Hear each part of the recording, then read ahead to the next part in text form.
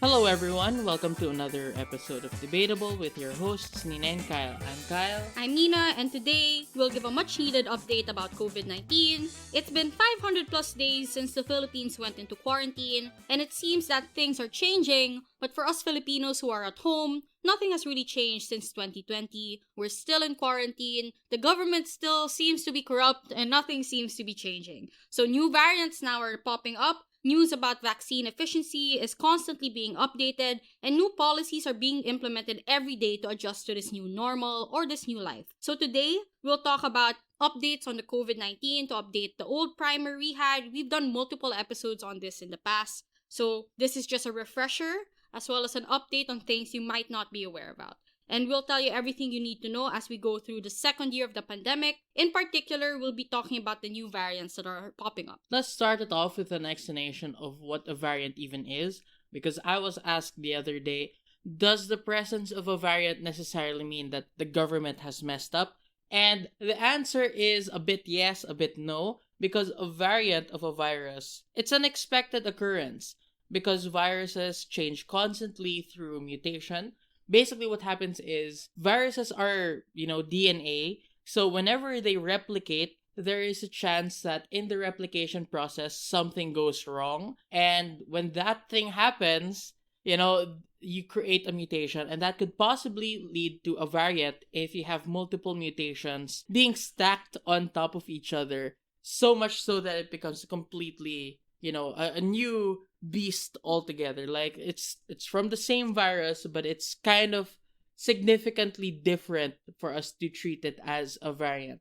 So as a virus spreads, it has new opportunities to change and may become difficult to stop. So just because there's a variant doesn't necessarily mean that a government has messed up, because it's a natural occurrence. But the creation or the emergence of these different variants might be expedited because governments have failed to contain the virus. So the thing here is, the more people have it, the more it spreads, the more opportunities the virus has to make these mutations. And that's where it becomes a bit problematic. So these changes, though, can actually be monitored by comparing differences in physical traits. If you take a look at the virus itself, there are lots of physical traits such as resistance to treatment, or you can also look at the genetic code. So mutations, as every living person or every living thing, we do have a lot of mutations, and you can actually look at it through changes or differences in our genetic codes.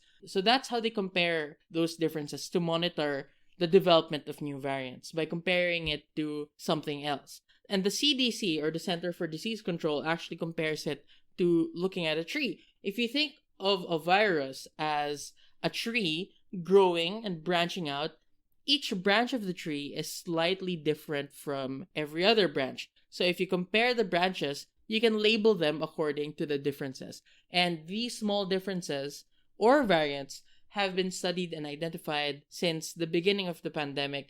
COVID-19 in particular has been going through a lot of mutations since its first spread, and there are actually some surprising findings with regard to the variants front. Yeah, so while I was researching for this episode, I actually found out that at this point, the original variant that caused the initial COVID-19 case in January 2020, or even earlier, like the one that was first detected and the one that spread from China, it's no longer circulating since new variants have increased and actually taken its place. So we're now seeing different variants and not the initial one that used to exist. And you might be wondering why we haven't heard of other variant names besides Delta and Lambda.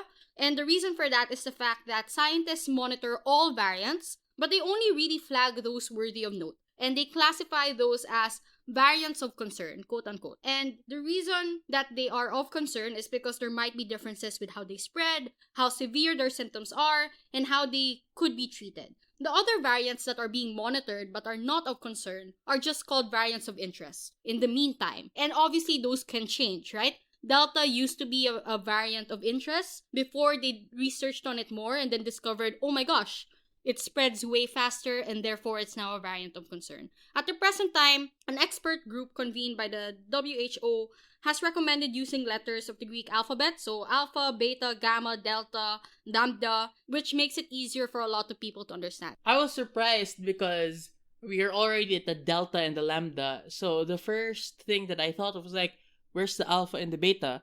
So apparently they it's not that we've never heard of them. It's just that we've never heard of them being referred to as the alpha variant or the beta variant. So if you can recall, the other month we've been talking about a variant first discovered in the United Kingdom. We've also seen a variant seen in Africa. We've also seen a Brazil variant.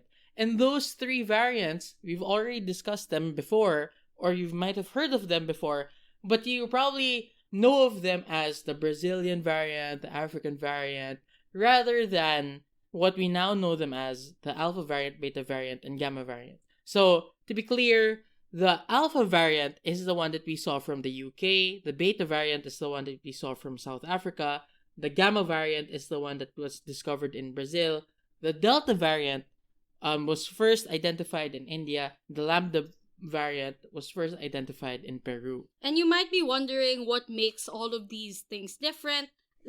From what I know, alpha, beta, and gamma have slight differences in terms of their severity, but not really much difference in how they spread. So we're now talking about the delta one, which raised a really big flag for a lot of institutions because while it is a variant, it seems to be different from the rest, a little bit more severe than the rest because of how it spreads. So that's where we talk about now the delta variant, which is one of the main focuses of this episode. The variant is now the most common COVID-19 variant in the United States. It won't be soon before it's now the common one in the Philippines, based on the trends we have here. And it's nearly twice as contagious as earlier variants and might even cause more severe illness. The greatest risk of transmission is amongst unvaccinated people for this variant, much like the other variants.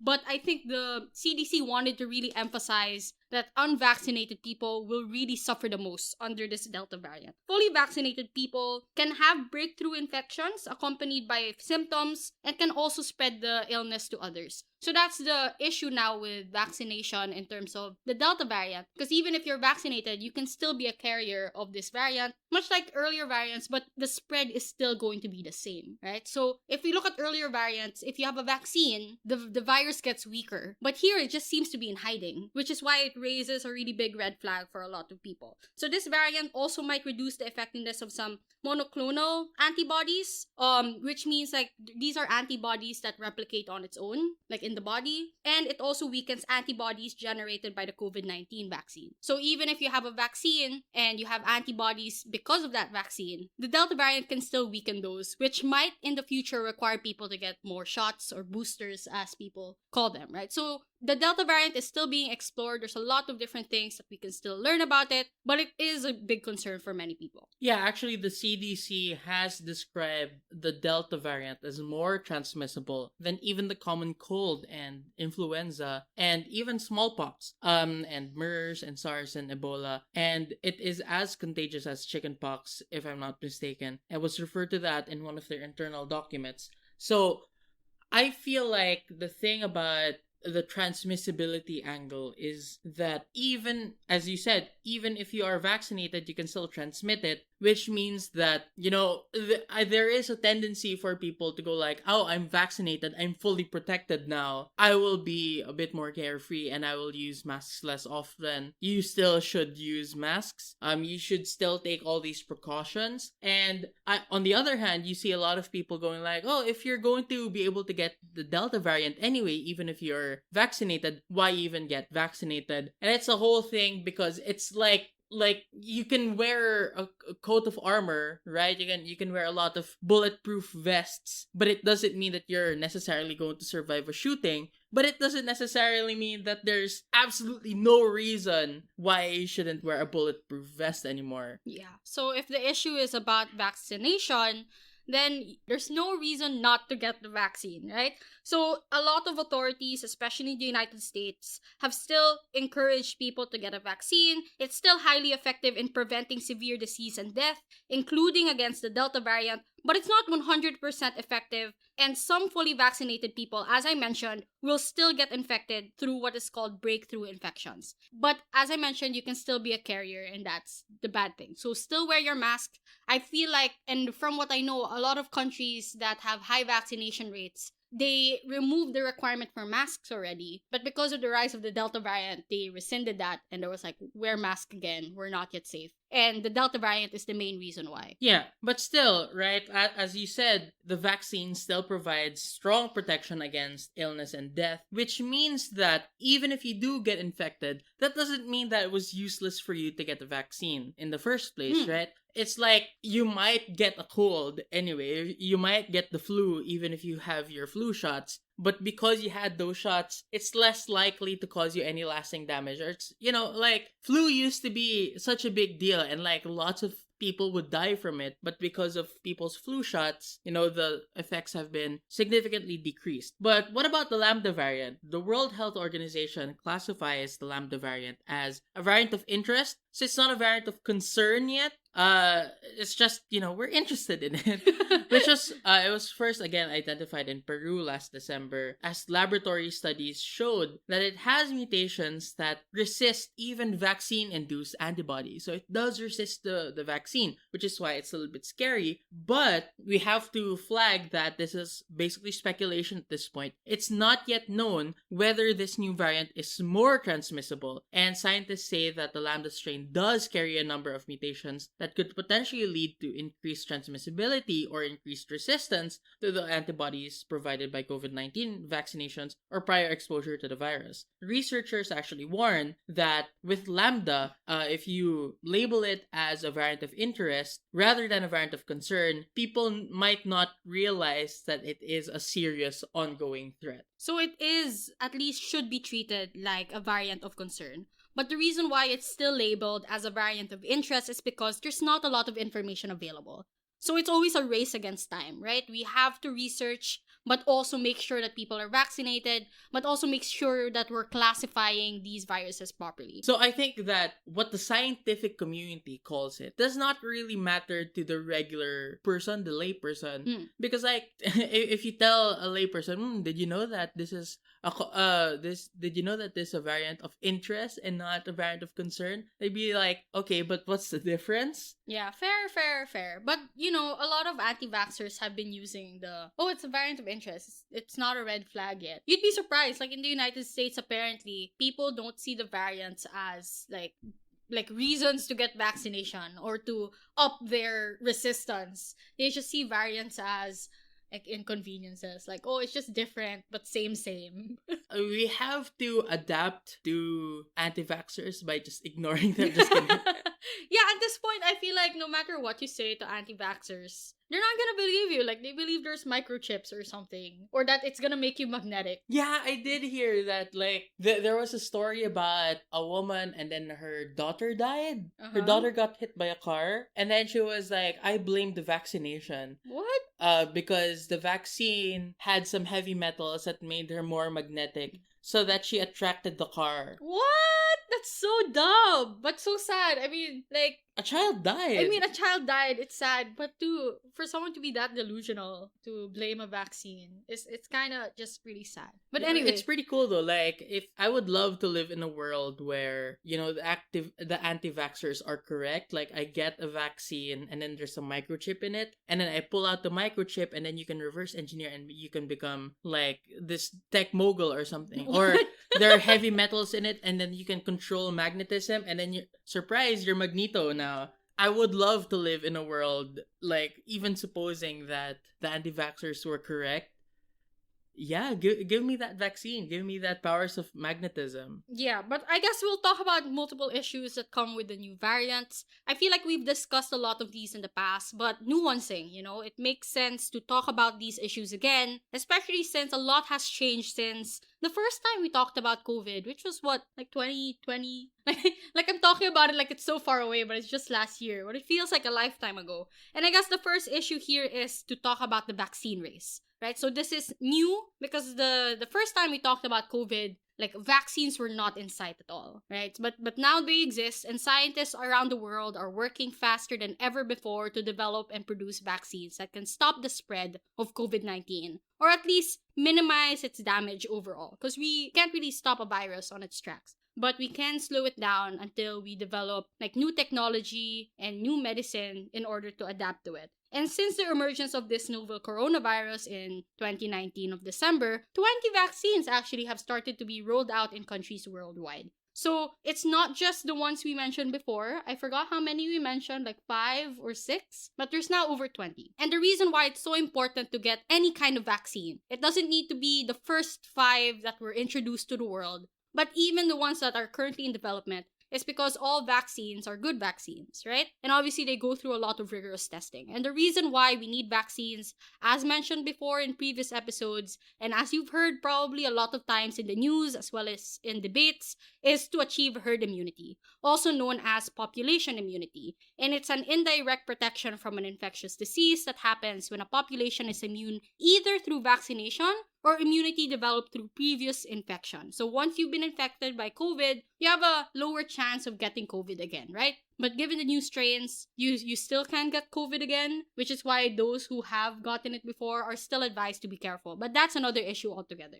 So the WHO supports achieving herd immunity through vaccination, not by allowing a disease to spread through any segment of the population, as this would result in unnecessary cases and deaths, right? So there's a natural way to get herd immunity, which is like get everyone infected and then just survival of the fittest. But obviously no one wants that. This is the best rebuttal actually to anti-vaxxers, because they keep referencing like, oh, we survived the plague, right? And we didn't need vaccines to do that. You can just easily tell them, yeah, but 1/3 of Europe had to die for herd immunity to be naturally achieved, and we're not willing to take that risk. Yeah, did you know that before there would be stories about like just groups of mothers? I don't know why I said mothers, like the book said mothers, but like groups of parents were like making their children have play dates wherein all of them would get chicken pox. Like that's the point of the play date. Like they should all get chicken pox as a chicken pox party so that they could get this immunity while they're young. And I remember just thinking, wow, that is a really weird way to deal with chicken pox. But anyway, there is some good news on this front, which is that Cuba's Center for Genetic Engineering and Biotechnology has its own vaccine, and there are several vaccines really that are quite effective and have all been authorized for emergency use in their home countries. There are some in Cuba, there's some in Taiwan, and this just means that vaccine rollouts are starting to pick up speed, especially in light of all the variants currently in place. So, if we're talking about creating herd immunity through vaccination in the developing world, that seems to be more likely to happen as we see like more and more vaccines being created in these different countries. So, you can see that, the previous argument about how it's just for the developed countries like the European countries or the United States, you can kind of see that there is a shift towards it being more accessible even to, less developed countries. But at the same time, there is bad news. Yeah, a lot of research, as mentioned, are slowly getting outdated. So it's a race, right? So even if you develop a vaccine, new variants might be immune to that, as the Lambda has demonstrated. So Lambda, for example, is slowly learning how to gain immunity from the antibodies that are present in the vaccine, as well as the antibodies that the body naturally develops. So we're not sure yet what the future variants will look like. So constantly, vaccines need to be updated and new ones need to constantly be made to win this race. Like, it's a hypothetical race. We're not sure if variants will be immune, especially since a lot of things are still unpredictable at this point, but it's still better safe than sorry, right? And we might actually even need a third dose, as a lot of people have been speculating. I know some people who get 13 shots. Like, there are memes on Twitter. Like, have you seen that meme of someone posting their, like, vaccine card and they've had, like, 13 different shots? And that used to be joked about because they would say that you don't really need that many shots in order to gain the antibodies. But that might not be true, right? A lot of researchers are still looking into the possibility of maybe having boosters or having updated Moderna shots in order to like combat the other variants that exist. Like in the United States, from what I heard, there are plans to have booster shots for people 8 months after their second shot. So what would happen is what I heard was that starting September or October, they would start rolling out booster shots. So that might be a new thing. Like at the same time where you say that you might need a third shot, there is at the same time people saying, I'm sort of hesitant about getting the vaccine.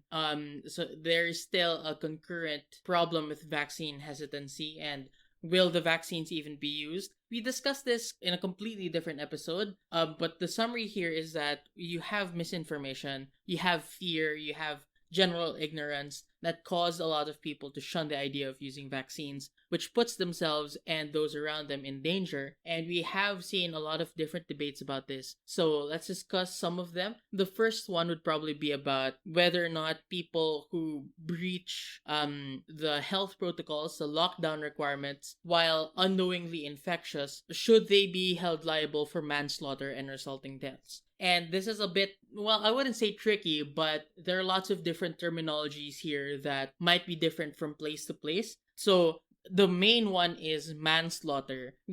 In the Philippines, we do not have this concept of manslaughter. Oh, really? Yeah, we don't have the concept of manslaughter. So manslaughter, we don't have it here because in the United States, it's punished as a completely separate thing. But here in the Philippines, if you killed another in a way that is less than murder, that would be considered manslaughter. So in the United States, if you are in a fit of rage or in the heat of passion or you're provoked and then you killed another person, that would be manslaughter. So basically, it is just like killing, except it's not as intense as murder. That's the basic thing. So here in the Philippines, we do have a difference between murder and, for example, homicide. Homicide is just the act of killing another person.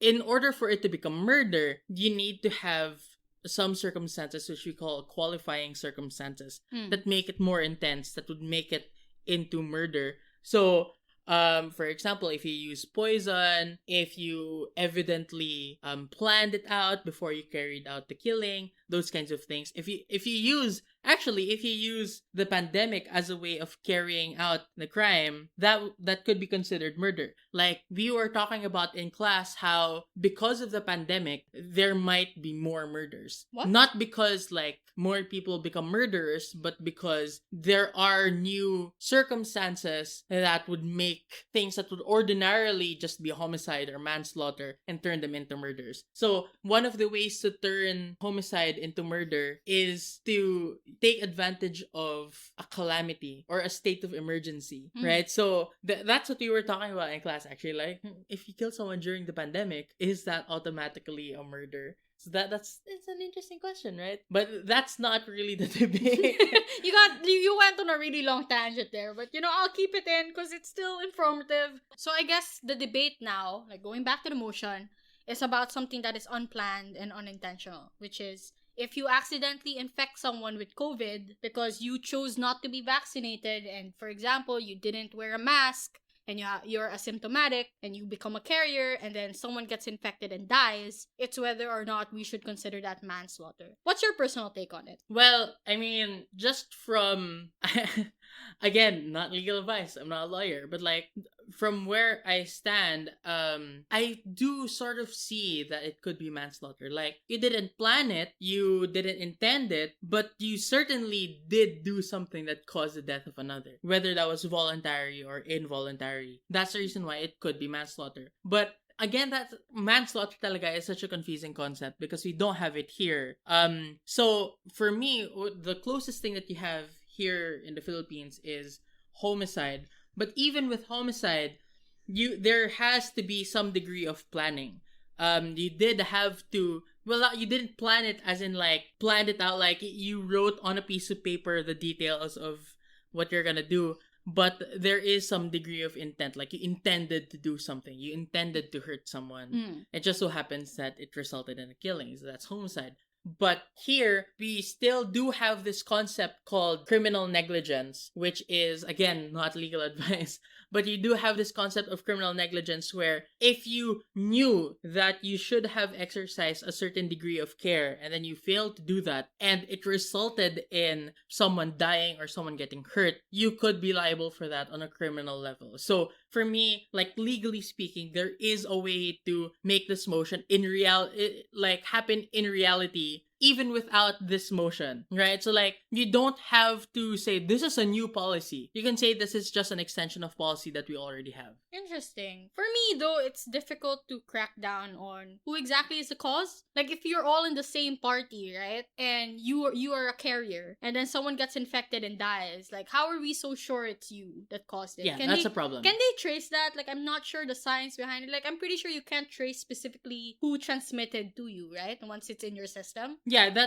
that's the debate there, right? Because I'm saying that hypothetically, if you could prove it, then there is a way to, make them liable for manslaughter. If you could prove it. Mm. The problem is you need to show that this was the proximate cause of that death. Yeah. So that's the place where it gets a bit tricky, because hypothetically you could have something like this, but in reality you might as well not even recognize it because it's so hard to prove. That's fair. So that's the first motion. There's also a motion about deprioritizing the distribution of COVID-19 vaccines, especially if those are people who contravene health protocols to begin with, like spreading false rumors about COVID, refusing to wear a mask. So this was from a tournament last 2020. Personally, I'm not a fan of this motion because for me, there's no point in refusing to give vaccines to people who don't believe that COVID is existent because they wouldn't take the vaccine either way. So it's not really a punishment, is it? Yeah, I feel like this was like a restatement of a much older debate. Like if you committed a crime, you shouldn't get like dialysis. If you engage in the illegal organ trade, you shouldn't get, dialysis na naman. You shouldn't get healthcare or something like that. Yeah. The idea here is you have scarce resources. So, what is the best way to make sure that those resources are well spent? So in this case, basically what you're saying is if you are the type of person who doesn't want to wear a mask, or if you intentionally or unintentionally spread misinformation about the vaccine or about the pandemic, then the consequence of that should be the state looking at you and going like, you are not the best the best person to allocate this scarce vaccine to, because you are causing more harm than good. So we shouldn't reward you for doing that. So on one hand, you could argue it from a utilitarian perspective and say that these are the type of people who, even with the vaccine, would still be likely to spread it because they don't wear masks, ganyan, or they might get it because they don't wear masks, they might get the Delta variant, ganon. But on the other hand, you can also look at it through a justice perspective where you go like, well, you broke the rules. This debate is really about choice and punishment, that kind of angle. But the other side to it would obviously argue that it doesn't matter if they believe it or not because we need to achieve herd immunity, right? So the thing to combat the point of justice and fairness would be to talk about practicality. Like, in a world where we are all dying, do we have time to decide who is worthy of a vaccine or not, as opposed to just giving it to as many people as possible, regardless of their beliefs? Like, if they don't want the vaccine, if they don't believe in COVID but want to take the vaccine, we should take it as a win because that's one less person that can spread it, regardless of if they feel or think it's fictional or not. Yeah, and you can even argue that, well, these are precisely the people that you should vaccinate because they're precisely the people who are most likely to spread it to others because they don't wear masks. Yeah, so in terms of practicality, I feel like this debate is about principle and pragmatic. I feel like we've done these debates in the past, as you've mentioned. It's just taking on a new skin. Yeah, COVID skin. The last one is this house, as the state, would not subsidize the medical expenses of a COVID-19 patient who previously refused to be vaccinated against COVID-19. This was a motion that was brought up in a recent tournament that I judged in, which is the Philippine Law Debate Championship. Did you judge this round? I didn't judge this particular round, but I was invited to judge the first few rounds of this tournament. So, unfortunately, I don't have a handle on the legal arguments that people use in this motion, because this was a legal debate tournament. But for me, when I look at this motion, again, it's the same as the previous motion where you made a choice. Should you be punished for it, or should you be disadvantaged because of I wouldn't say stupid, because of a certain choice that you made.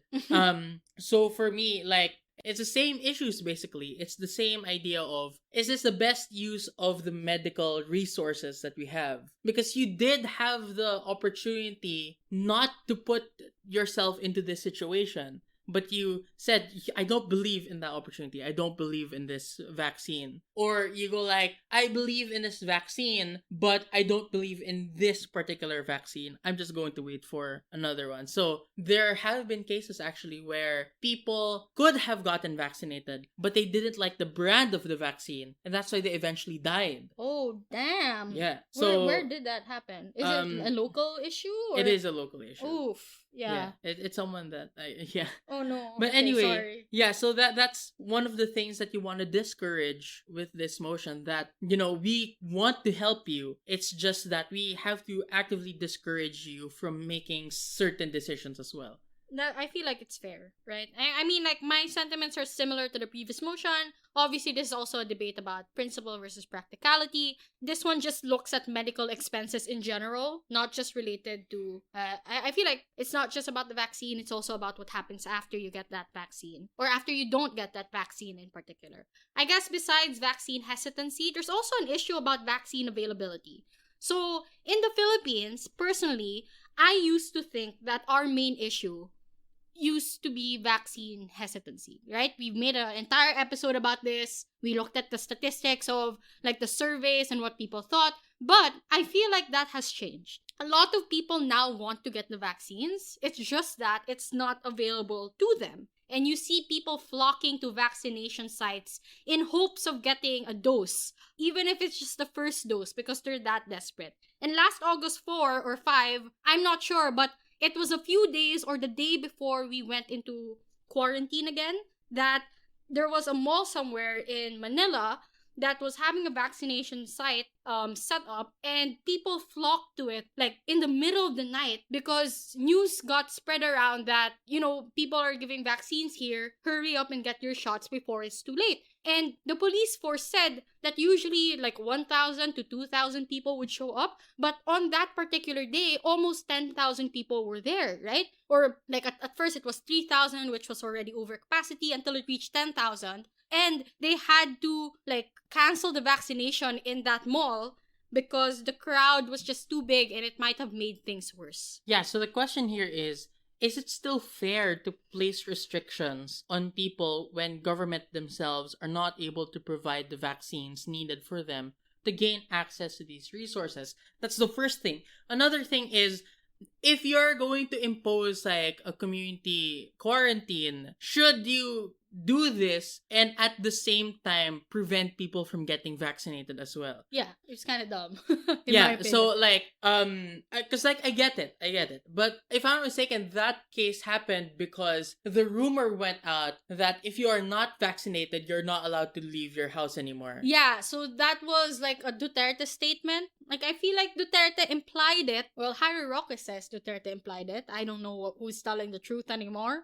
But basically, it was said that we're gonna like stop people who are unvaccinated from ever going out of their houses. There's gonna be a curfew for them, etc. So, assuming that was true, I mean, obviously it's not true as we've seen and as implemented. But if that were true, I don't think it's fair, right? Because you are telling people they can't go out when you yourself are not providing avenues for them to get the vaccination in the first place. So it's like you're punishing them twice just for existing in this particular country. Yeah, and the thing about that is, you can say that, well, it's the law, you have to apply the law like indifferently, or you have to apply the rules to everyone regardless of their circumstance. But, and here's the thing that I learned recently. The law only pretends to be fair. Like, on its face, it seems like it doesn't care about where you are in life. But as applied, it does expose a lot of inequalities. So, for example, here in the Philippines, it's not actually legal for you to,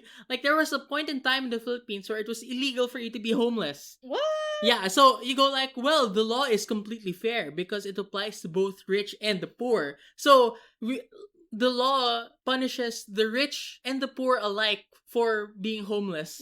That's so dumb. That's so dumb. Yeah, so that's the thing, right? Like, on its face, it is neutral. But as applied, you do see that, like, statistically speaking, those people who are poorer, who have less connections, they're less likely to get these vaccines. They're less likely to have the benefits of that vaccine. They're less likely to be able to go out because of where they are in life. And that's the thing, right? So last week, we talked about how some employers allegedly impose a no vaccine, no work policy, and that's the same thing, right? Should that be allowed if the employer does not give opportunities for their employees to be vaccinated?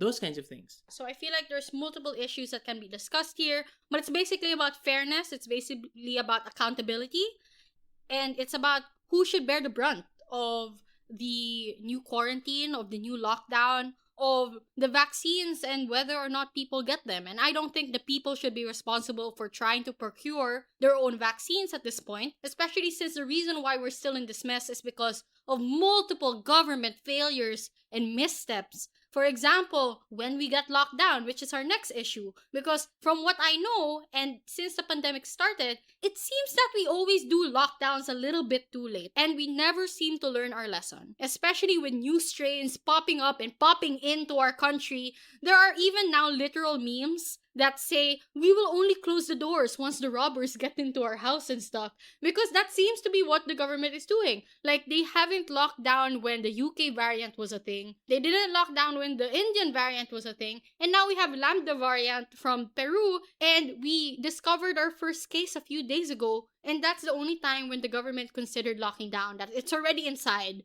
right? So it makes no sense to me. Yeah, so I feel like you have to compare this to what happened in New Zealand, where Just today, right? yeah, where they saw just one new case of COVID and they were like, immediately, let's lock down. Yeah, that was great. And not only did they lock down, it was also because they had measures, like they would go give like things to people, like food, they would get people tested. So it's not just about locking down places, it's about making sure you make that lockdown productive as a government. And that's the other issue we have here. Yeah, because there is some good news here, which is that having a lockdown is not completely bad in and of itself. Like the World Health Organization said that at some points, countries have had no choice but to issue stay-at-home orders, other measures like lockdowns, in order to buy time. So it's really important to note that no matter what you do on the lockdown front, it will not solve the pandemic, right? The purpose of it is to buy time by lessening The spread. the and spread, stuff. those kinds of things. So governments must make the most of this extra time that was granted by the lockdown to build their capacities to detect, to isolate, to test, care for all care for all these cases, to trace, to quarantine, contacts, to engage, those kinds of stuff. But like you need to take a look at, these are the things that should have been prioritized and compare it to what's happening in your own country. Is that really the priority here? So there's bad news, at least for Filipinos, because the good news seems to only apply to countries like New Zealand, but in the Philippines, right, measures like this have seen to have profound impacts on individuals, communities, and societies in a bad way because of the fact that it brings social and economic life to a near stop. Like, malls are shut down, businesses are being ruined, and such measures like lockdowns disproportionately affect disadvantaged groups, including people in poverty, migrants, internally displaced people, even refugees, who most often lived in overcrowded and under-resourced settings. And their daily lives depend on things operating as normal, but that doesn't seem to be the case, especially if you go into lockdown and your governments are not like making up for what is lost during that time. Yeah, so one of the things that you're talking about recently is whether you should still continue with online education post COVID-19. Worlds, actually, the finals of, I think, Masters Cup was about whether or not you should still have online tournaments after the pandemic. And like, It was a we, funny we won round. that. We won that. Yeah, I mean, the Philippines Not won that. we, yeah, but the Philippines won that on government because they were arguing that, like, we're talking about opportunities to access certain things. So, with this first motion about universities continuing with online education after COVID-19, one of the issues there is safety. Definitely safety. So, like, you don't want to have a resurgence of COVID-19 because of those kinds of things. But also, another question here is, does it make it more accessible for people? Yeah, but you could also respond to that by saying that while it is accessible in theory, it might not be accessible in practice because the livelihoods of these families that put their children to school end up being halted. So I can't even afford an online education, especially example in countries like the Philippines where Ateneos, sorry Ateneo, I'm calling you out here. If my brother goes there, your fees and tuitions have not gone down. So it just makes it difficult, especially since my mom has had to like pause working for a bit because of lockdown in the United States and stuff. So there seems to be a trade-off here, right? So while safety is achieved, safety for whom? Yeah, and since you're calling out Ateneo, like, San Beda, like, sorry.